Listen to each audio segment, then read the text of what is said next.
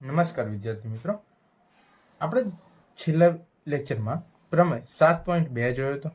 હવે આજે આપણે પ્રમેય 7.3 જોવાનો છે. પ્રમેય 7.3 એ પણ એક 5 માર્કનો મહત્વપૂર્ણ એવો પ્રમેય છે ધોરણ 9 માટે. તો આજે આપણે પ્રમેય 7.3 વિશે થોડી માહિતી લઈશું અને તેના વિશે શીખીશું પણ કરીએ. પ્રમેય 7.3 પ્રમેયની શરૂઆતમાં પહેલા આપણે તેનું વિધાન લખી દઈએ કે ત્રિકોણના બે સમાન ખૂણાની સામેની બાજુ ત્રિકોણના બે સમાન ખૂણાની સામેની બાજુ સમાન હોય. ત્રિકોણના બે ખૂણાની સામેની બાજુ સમાન હોય. આ પ્રમેયમાં આપણે ત્રિકોણના બે ખૂણાઓ સમાન આપેલા હશે અને તેની સામેની બાજુ આપણે અહીંયા આગળ સમાન સાબિત કરવાની છે. તો સૌપ્રથમ આપણે તેની આકૃતિ દોરીશું અને આકૃતિ ઉપરથી આપણે તેનું પ્રમેયને સાબિત કરીને આપીશું. ચલો, તો સૌપ્રથમ પહેલા આપણે આકૃતિ દોરી દઈએ.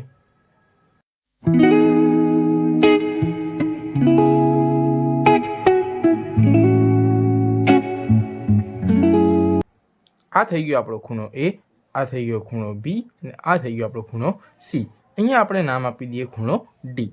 આ ખૂણો ડી છે, આ ખૂણો બી અને ખૂણો સી એ અહીંયા આપણે સમાન છે તેવું માનીએ છીએ. અને આ બે સમાન ખૂણાની સામેની બાજુઓ એટલે ખૂણા સીની સામેની બાજુ એટલે કે એ બી અને ખૂણા બીની સામેની બાજુ એટલે કે એ સી, તે અહીંયા આપણે સાબિત કરવાનું છે. ચલો, સૌથી પહેલાં આપણે લખીશું પક્ષ. તો પક્ષ આપણું બનશે કે ત્રિકોણ એબીસીમાં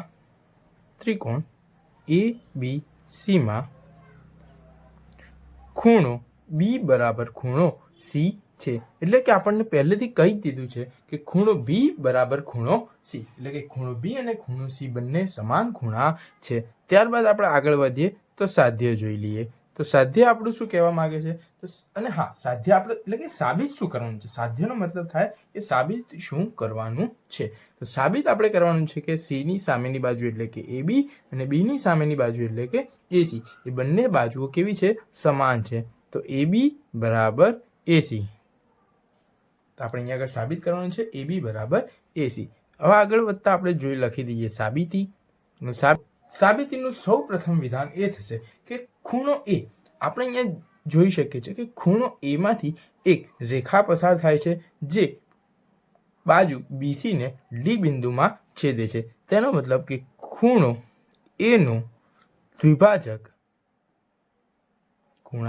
દ્વિભાજક બીસીને ડી બિંદુમાં છેદે છે. સૌપ્રથમ પહેલા આપણે ખૂણો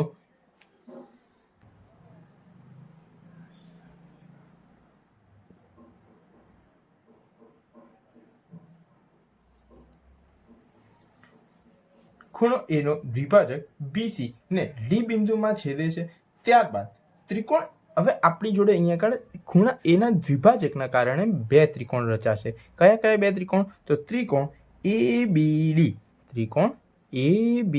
ડી, આ ત્રિકોણ એ બી અને ડી, જેમાં ખૂણો બી અને બીજો ત્રિકોણ તો ખૂણો એસીડી, ત્રિકોણ એસીડી માં. આ બંનેની અંદર પહેલા આપણે સાબિત કરી દઈએ એટલે આપણો પ્રમેય સાબિત થઈ જશે. તો આ બંનેની અંદર પહેલું શું જોઈશું આપણે? તો પહેલું આપણને જે પક્ષમાં આપેલું છે તે પક્ષમાં આપેલું છે એટલે શું કે ખૂણો એબીડી બરાબર ખૂણો એસીડી.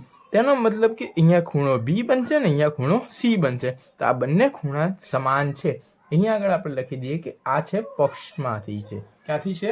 તો પક્ષમાંથી. હવે આપણે આગળ વધીએ તો આગળ વધતા આપણે જોઈએ કે બી એ ડી, ખૂણો બી એ ડી બરાબર ખૂણો સી એ ડી,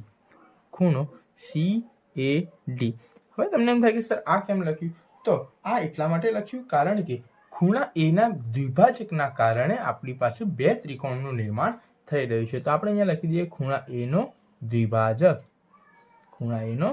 દ્વિભાજક. ચાલો, એટલે આપણી જોડે અહીંયા આગળ એક ખૂણો આવી ગયો, અહીંયા બીજો ખૂણો આવી ગયો. હવે આપણે આગળ જોઈએ કે બંને ત્રિકોણની અંદર એવી કઈ વસ્તુ છે કે જે સમાન છે.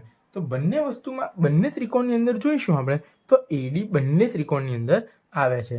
તો એડી બરાબર એડી. તો અહીંયા આપણે લખી દઈએ સામાન્ય બાજુ. તો આ આપણી થઈ ગઈ એક બાજુ. તો હવે આપણે અહીંયા કહી શકીએ કે ત્રિકોણ ABD એકરૂપ ત્રિકોણ ACD કઈ શરત મુજબ? તો ખૂબા શરત મુજબ. કઈ શરત મુજબ? ખૂબા. તો ખૂણો, ખૂણો અને બાજુ. ખૂબા શરત મુજબ આપણો આ પ્રમેય અહીંયા સાબિત થાય છે. અને AB બરાબર AC. આ આપણું છે CPCT.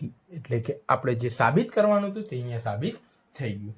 વિદ્યાર્થી મિત્રો, જો તમને આ વિડીયો ગમ્યો હોય તો વિડીયોને લાઈક કરો, તમારા મિત્રો સાથે શેર કરો અને ચેનલને સબસ્ક્રાઇબ કરવાનું ભૂલશો નહીં.